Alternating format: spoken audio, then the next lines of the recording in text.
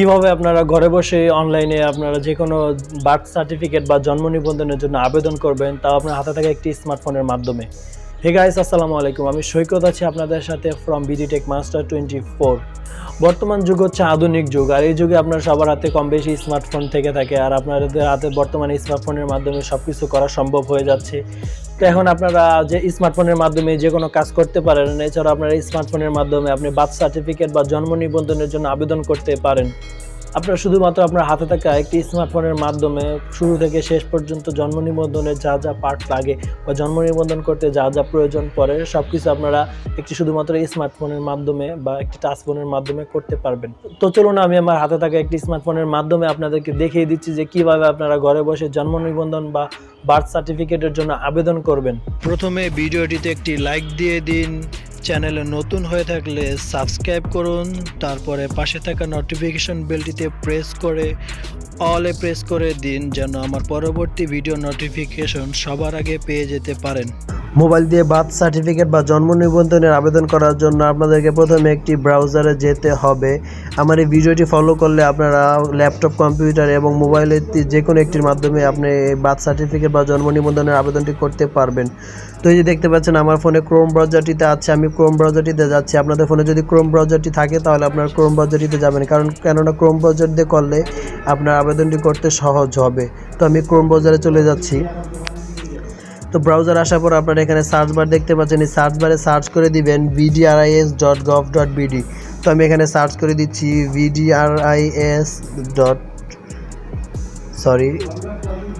এখানে সার্চ করে দিচ্ছি bdris.gov.bg। তো এটি লিখে আপনারা এখানে সার্চ করে দিবেন। সার্চ করে দেওয়ার পর আপনাদের যদি সরাসরি এই ওয়েবসাইটটিতে চলে যায় তাহলে আপনাদের সামনে এমন একটি পেজ আসবে, আর আসে তাহলে আপনারা আপনাদের মেনু বার সিলেক্ট করা থাকতে পারে। আপনারা সেখান থেকে আপনাদের কাঙ্ক্ষিত bdris.gov.bg সেটির উপর ক্লিক করে দেওয়ার পর দেখতে পাবেন আপনাদের সামনে এমন একটি পেজ আসবে। তো এখানে দেখতে পাচ্ছেন লেখা আছে নতুন জন্ম নিবন্ধনের জন্য আবেদন। অর্থাৎ আপনি যদি নতুন জন্ম নিবন্ধনের জন্য আবেদন করতে চান তাহলে এই কাজ করবেন। তো এখান থেকে নিচে গেলে আপনারা দেখতে পাবেন এখানে লেখা আছে জন্ম নিবন্ধন সনদ আপনার কোন ঠিকানার অফিস থেকে সংগ্রহ করতে চান। অর্থাৎ আপনি আপনার জন্ম নিবন্ধন সনদটি কোন জায়গা থেকে সংগ্রহ করতে চান সেটি এখান থেকে সিলেক্ট করে নেবেন। আপনি যদি জন্মস্থান অর্থাৎ আপনার জন্ম নিবন্ধনের জন্মস্থান যে ঠিকানা দেওয়া আছে সেই ঠিকানা থেকে সংগ্রহ করতে চান তাহলে জন্মস্থানের উপর টিকমার্ক দিয়ে দিবেন। আর যদি আপনি স্থায়ী ঠিকানা বা বর্তমান ঠিকানা থেকে সংগ্রহ করতে চান তাহলে এখান থেকে সেটির উপর সিলেক্ট করে দিবেন। তো আমি এখানে স্থায়ী ঠিকানার উপর টিকমার্ক দিয়ে দিব। অথবা আপনি যদি বাংলাদেশের বাইরে থেকেও সংগ্রহ করতে চান তাহলে আপনি সেটির উপর টিকমার্ক দিতে পারেন। এই যে দেখতে পাচ্ছেন লেখা আছে এখানের জন্য আবেদন করতে চান তবে এটি নির্বাচন করুন।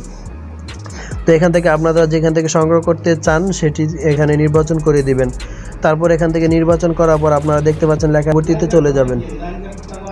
তো পরবর্তীতে ক্লিক করার পর আপনারা এখানে দেখতে পাবেন পরবর্তী পেজে চলে আসবে। পরবর্তী পেজে এখানে দেখতে পাবেন অনেকগুলো কলম দেওয়া আছে, আপনাদের এখান থেকে এই খালি ঘরগুলো ফিল আপ করতে হবে। আপনারা এক এক করে আপনারা সঠিকভাবে এবং ধীরে সুস্থে খালি ঘরগুলো ফিল আপ করবেন। তো চলুন আমি আপনাদেরকে এক এক করে ফিল আপ করে দেখিয়ে দিচ্ছি। তো এখানে দেখতে পাচ্ছেন নিবন্ধন ব্যক্তির পরিচিতি, অর্থাৎ যার জন্য নিবন্ধন করবেন তার পরিচিতি এখানে দিবেন।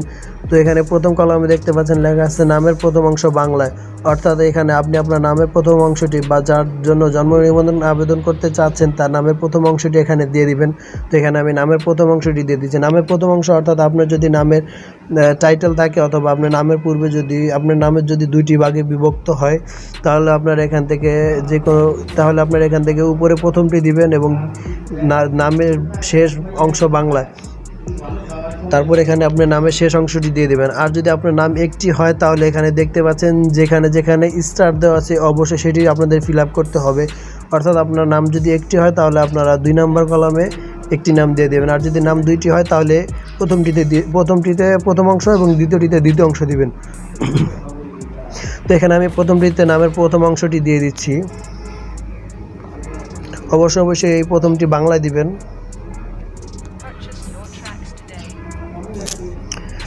তারপর নামের শেষের অংশটি এখান থেকে দিয়ে দিবেন। তারপর 3 নম্বর কলামে আপনারা দেখতে পাচ্ছেন এখানে লেখা আছে নামের প্রথম অংশ ইংরেজিতে, অর্থাৎ আপনার নামের প্রথম অংশটি এখানে ইংরেজিতে দিয়ে দিবেন। তো আমি এখানে ইংরেজিতে লিখে দিচ্ছি। তারপর দেখতে পাচ্ছেন এখানে লেখা আছে নামের শেষ অংশ ইংরেজিতে, অর্থাৎ নামের শেষ অংশটি ইংরেজিতে দিয়ে দিবেন। আর এটি অবশ্যই আপনারা ধীরে সুস্থে এবং বুঝে শুনে আস্তে ধীরে করবেন, কেননা এটি আপনাদের যদি ভুল হয়ে যায় তাহলে আপনাদের সকল কাগজপত্র ভুল হওয়ার সম্ভাবনা থাকতে পারে। তো নামের শেষ অংশটি ইংরেজিতে দেওয়ার পর দেখতে পাচ্ছেন এখানে জন্ম তারিখ লেখা আছে। তো এখানে আপনি আপনার জন্ম তারিখ বা যার জন্য আবেদন করতে চাচ্ছেন তার জন্ম তারিখটি এখানে দিয়ে দিবেন। তো আমি এখানে একটি জন্ম তারিখ দিয়ে দিচ্ছি।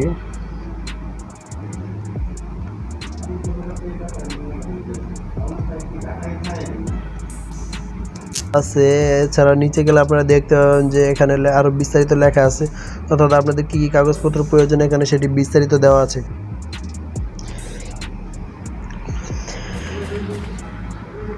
তো জন্ম তারিখটি দেওয়ার পর এখানে দেখতে পাচ্ছেন পিতা মাতার কততম সন্তান, অর্থাৎ আপনি আপনার পিতা মাতার কততম সন্তান বা যার জন্য আবেদনটি করতে চাচ্ছেন সে তার পিতা মাতার কততম সন্তান সেটি দিয়ে দিবেন। তো সে যদি সবার বড় হয়ে থাকে তাহলে 1 নাম্বার, তারপর পর্যায়ক্রমে আপনারা নাম্বার অনুযায়ী সিরিয়ালে দিয়ে দিবেন। তো আমি এখানে 2 নাম্বারটি সিলেক্ট করে দিচ্ছি। তারপর দেখতে পাচ্ছেন এখানে লেখা আছে লিঙ্গ, অর্থাৎ এখানে লিঙ্গের উপর আপনারা এখানে দেখতে পাচ্ছেন পুরুষের লেখাটির উপর ক্লিক করবেন। এখানে ক্লিক করার পর দেখতে পাবেন আপনি যদি সে অর্থাৎ যার জন্য আবেদন করতে চাচ্ছেন সে যদি পুরুষ হয় তাহলে পুরুষ দিয়ে দিবেন, আর যদি মহিলা হয়ে থাকে তাহলে মহিলা দিবেন, আর যদি হয়ে থাকে তাহলে এখানে তৃতীয় লিঙ্গটি সিলেক্ট করে দিবেন। তো আমি যার জন্য আবেদন করতে চাচ্ছি সে একটি মহিলা, তাই আমি এখানে মহিলা দিয়ে দিব। তো তারপর দেখতে পাচ্ছেন এখানে লিঙ্গ দেওয়ার পর দেখতে পাচ্ছেন লেখা আছে জাতীয় পরিচয়পত্র নম্বর, অর্থাৎ এটির পাশে দেখতে পাচ্ছেন কোনো স্টার দেওয়া নাই। তো এটি আপনাদের যদি জাতীয় পরিচয়পত্র নম্বর থেকে থাকে তাহলে এখানে জাতীয় পরিচয়পত্র নম্বরটি দিয়ে দেবেন, আর যদি না থাকে তাহলে এখানে দেওয়ার দরকার নেই। তারপর দেখতে পাচ্ছেন এখানে লেখা আছে জন্মস্থানে দিবেন। আপনি যেখানে জন্মগ্রহণ করেন সেই জন্মস্থানের ঠিকানাটি এখানে দিয়ে দিবেন। তো এখানে আপনারা প্রথমে দেশ সিলেক্ট করে নেবেন। অবশ্যই আপনি তো বাংলাদেশে জন্মগ্রহণ করেছেন, বাংলাদেশটি এখানে সিলেক্ট করে দিবেন। তারপর এখানে দেখতে পাচ্ছেন দেওয়া আছে বিভাগ। তো আপনারা যে বিভাগে জন্মগ্রহণ করেছেন সেই বিভাগটি এখানে সিলেক্ট করে নেবেন। তো আমি এখানে বিভাগটি সিলেক্ট করে নিচ্ছি। তারপর দেখতে পাচ্ছেন এখানে জেলা নির্বাচন করুন। তো আপনি এখানে ক্লিক করবেন। ক্লিক করার পর এখান থেকে আপনি আপনার জেলাটি নির্বাচন করে নেবেন। আপনি যে জেলা জন্মগ্রহণ করেন সে নির্বাচন করে নেবেন। তারপর দেখতে পাচ্ছেন লেখা আছে সিটি কর্পোরেশন, ক্যান্টনমেন্ট অথবা উপজেলা, অর্থাৎ আপনি উপজেলা বা সিটি কর্পোরেশন এখান থেকে নির্বাচন করবেন। তো এখান থেকে আমি সিলেক্ট করে দিচ্ছি। তারপর দেখতে পাচ্ছেন পৌরসভা বা ইউনিয়ন, এখান থেকে আপনি আপনার পৌরসভা বা ইউনিয়নটি সিলেক্ট করে নেবেন। তারপর এখান থেকে আপনি দেখতে পাচ্ছেন ওয়ার্ড, তো এখানে আপনার ওয়ার্ড নাম্বারটি সিলেক্ট করে নেবেন। অবশ্যই আপনাদের ওয়ার্ড নাম্বারটি জানা থাকতে হবে, আপনি ওয়ার্ড নাম্বারটি জেনে নেবেন, সিলেক্ট করে নেবেন। তারপর এখান থেকে দেখতে পাচ্ছেন লেখা আছে ডাকঘর বাংলা, অর্থাৎ আপনি এখানে আপনার পোস্ট অফিস বা ডাকঘরের নামটি বাংলায় দিয়ে দিবেন। তো এখানে আমি দিয়ে দিচ্ছি।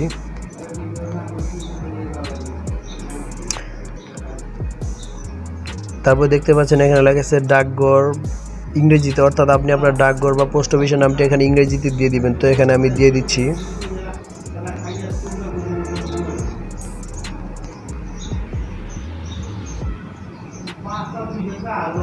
তারপর দেখতে পাচ্ছেন অর্থাৎ এখানে আপনি আপনার গ্রাম অথবা পাড়া অথবা মহল্লার নামটি দিয়ে দিবেন। তো এখানে আমি আমার গ্রামের নামটি দিয়ে দিচ্ছি। আর অবশ্যই সেটি বাংলায় দিবেন, এখানে লেখা নেই যে বাংলা দিতে হবে, আপনারা এখান থেকে বাংলা দিয়ে দিবেন। তারপরে এখানে দেখতে পাচ্ছেন লেখা আছে গ্রাম, পাড়া বা মহল্লা, অর্থাৎ ইংরেজি, অর্থাৎ এখানে আমি ইংরেজিতে দিয়ে দিচ্ছি। তারপর দেখতে পাচ্ছেন এখানে লেখা আছে বাসা ও সড়ক, নাম অথবা নম্বর, অর্থাৎ আপনি আপনার বাসা বা সড়কের নামটি এখানে দিয়ে দিবেন। প্রত্যেকের বাসার বা সড়কের একটি নির্দিষ্ট নাম আছে, আপনি এখানে নাম বা নাম্বারটি দিয়ে দিবেন। তো এখান থেকে আমি দিয়ে দিচ্ছি।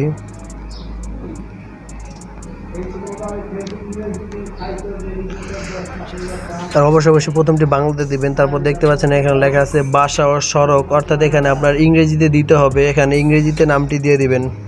তো এখানে আমি ইংরেজিতে দিয়ে দিচ্ছি। তো এখান থেকে দেখতে পাচ্ছেন আমাদের সবগুলো ঘর ফিল আপ করা হয়ে গিয়েছে। এখান থেকে সবগুলো ঘর ফিল আপ করার পর আপনারা দেখতে পাচ্ছেন এখানে লেখা আছে ডান পাশে পরবর্তী। তো আপনারা এখান থেকে পরবর্তীতে ক্লিক করে পরবর্তী পেজে চলে যাবেন। পরবর্তী পেজে যাওয়ার পর দেখতে পাবেন যে আপনাদের সামনে পরবর্তীতে আবার এরকমই কতগুলো খালি ঘর আসবে। তো এখান থেকে আপনারা এই খালি ঘরগুলো ভালোভাবে বুঝে শুনে ফিল আপ করে দিবেন। তো এখান থেকে আমি আমার খালি ঘরগুলো ফিল আপ করে দিচ্ছি। তো এখানে প্রথম করে দেখতে পাচ্ছেন এখানে পিতার জন্ম নিবন্ধন নম্বর, অর্থাৎ আপনার বাবার জন্ম নিবন্ধন নম্বরটি এখানে দিয়ে দিবেন। আপনারা যদি এখানে আপনার পিতার জন্ম নিবন্ধনটি দিতে চান, তাহলে অবশ্যই আপনাদের পিতার অনলাইনে যে জন্ম নিবন্ধন নম্বরটি রয়েছে সেটি এখানে দিতে হবে। আপনারা যদি জন্ম তারিখ 18 বা 20-এর নিচে সিলেক্ট করেন, তাহলে এখান থেকে আপনার অবশ্যই পিতার জন্ম নিবন্ধন নম্বরটি দিতে হতে পারে। আর অবশ্যই আপনার পিতার জন্ম নিবন্ধন নাম্বারটি জেনে রাখবেন। তো এখানে আমি যার জন্য আবেদন করতে চাচ্ছি দিবেন। আর যদি আপনারা 18 বছর কম দিয়ে থাকেন, তাহলে অবশ্যই এটি দিতে হবে। এটি দেওয়ার পর আপনাদের পিতার নামটি এখানে দ্বিতীয় কলমে এবং তৃতীয় কলমে অটোমেটিক্যালি কালেক্ট করে নেবে। তো আমি এখানে দিচ্ছি না, যার কারণে এখানে পিতার নাম আমি এখানে দেখতে পাচ্ছেন দ্বিতীয় কলমে লেখা আছে পিতার নাম বাংলায়। তো আমি তার পিতার নামটা এখানে বাংলাতে দিয়ে দিব।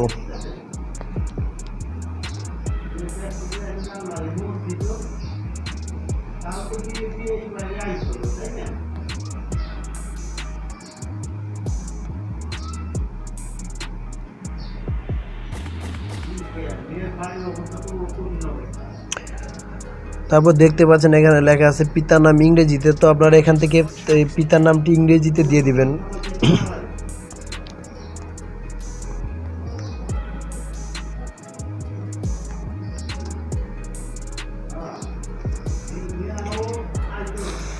তারপর দেখতে পাচ্ছেন এখানে লেখা আছে পিতার জাতীয় পরিচয়পত্র নম্বর, অর্থাৎ যার আবেদনটি করবেন তার পিতার যদি জাতীয় পরিচয়পত্র নম্বর।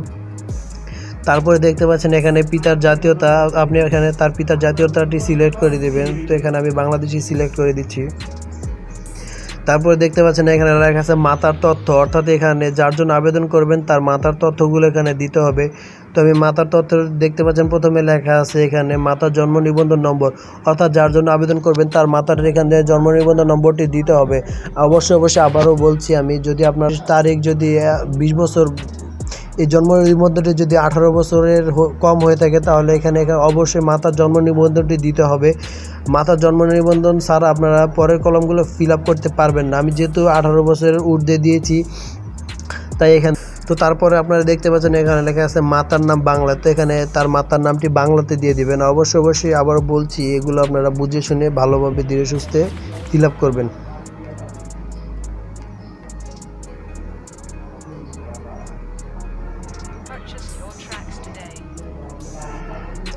তারপর দেখতে পাচ্ছেন এখানে লেখা আছে মাতার নাম ইংরেজিতে, অর্থাৎ তার মাতার নামটি এখানে ইংরেজিতে দিয়ে দিবেন।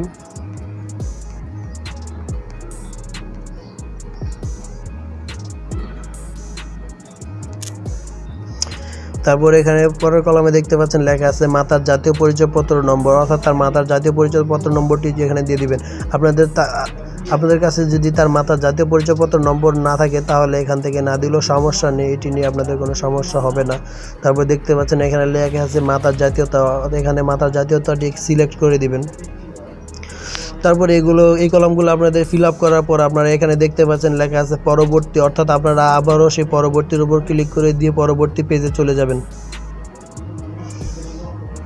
পরবর্তী পেজে যাওয়ার পর দেখতে পাবেন যে আপনাদের সামনে এমন ইন্টারফেস আসবে বা এমন একটি পেজ আসবে। তো এই পেজে দেখতে পাচ্ছেন লেখা আছে নতুন জন্ম নিবন্ধনের জন্য আবেদন, অর্থাৎ এখানে লেখা আছে আপনি কি নিম্নলিখিত কোনো ঠিকানা আপনার ইচ্ছায় ঠিকানা হিসেবে ব্যবহার করতে চান। তো এখান থেকে আপনারা দেখতে পাচ্ছেন লেখা আছে কোনোটি নয়। তো আপনারা এইটির উপর টিকমার্ক দিয়ে দিবেন। তারপর এখানে দেখতে পাচ্ছেন লেখা আছে জন্মস্থানের ঠিকানা ও স্থায়ী ঠিকানা একই। আপনাদের যদি জন্মস্থানের ঠিকানা এবং স্থায়ী ঠিকানা একই হয়ে থাকে, তাহলে এখান থেকে এই জন্মস্থানের ঠিকানা ও স্থায়ী ঠিকানা একই, এটির উপর করবেন। আর যদি ঠিকানা আলাদা হয়ে থাকে, তাহলে আপনারা এখান থেকে আবারও সেই ঠিকানাগুলো এখান থেকে সঠিকভাবে ফিল আপ করে দিবেন।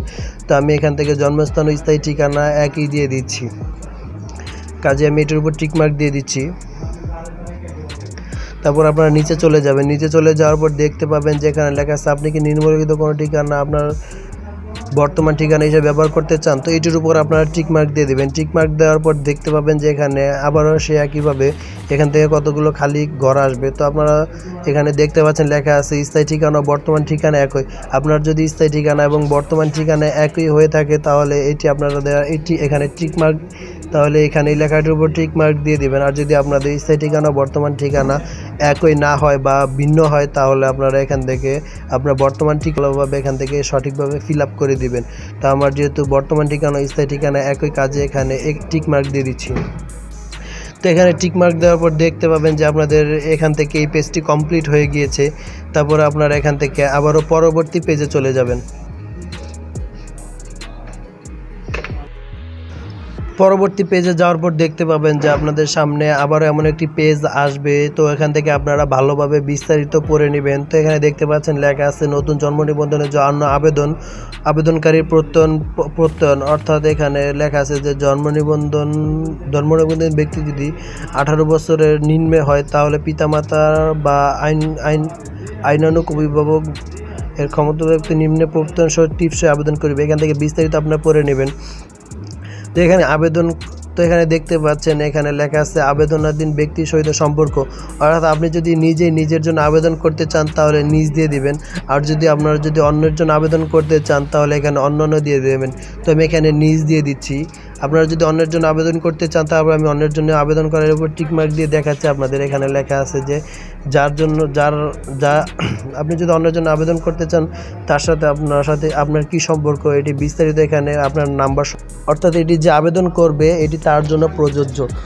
তো আমি এখানে নিজ দিয়ে দিব। নিজ দেওয়ার পর দেখতে পাচ্ছেন এখানে লেখা আছে ফোন নম্বর, অর্থাৎ আপনি আপনার ফোন নাম্বারটি দিয়ে দিবেন। তো আমি এখানে আমার ফোন নাম্বারটি দিয়ে দিচ্ছি।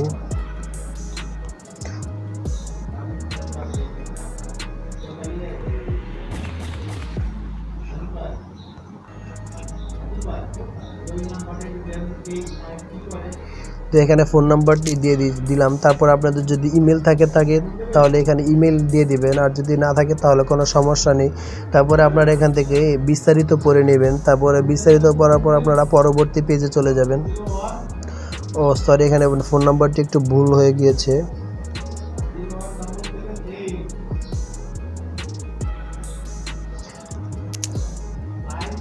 তারপর আপনারা এখান থেকে পরবর্তী পেজে চলে যাবেন। পরবর্তী পেজে আসার পর দেখতে পাবেন যে আপনাদের যে আবেদনটি করেছেন সে আবেদনের বিস্তারিত এখানে দেওয়া আছে, অর্থাৎ এই আবেদনটিতে আপনার যদি কোনো রকম ভুল হয়ে থাকে তাহলে আপনারা সেটি ভালোভাবে দেখে শুনে ফিল আপ করে নেবেন।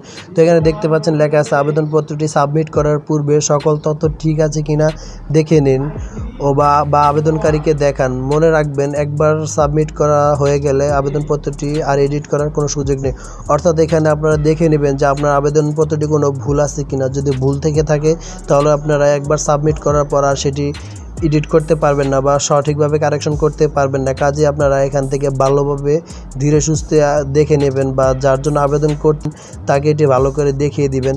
যদি এখান থেকে আপনাদের সব কিছু সঠিক থেকে থাকে তাহলে এখানে দেখতে পাচ্ছেন লেখা আছে সাবমিট। তো আপনারা এই সাবমিট লেখাটির উপর ক্লিক করবেন। তো সাবমিট করার পরে এখানে দেখতে পাচ্ছেন লেখা উঠেছে যে আপনার আবেদনটি সফলভাবে সাবমিট করা হয়েছে, অর্থাৎ আপনার আবেদনটি এখান থেকে সাবমিট করা হয়ে গিয়েছে।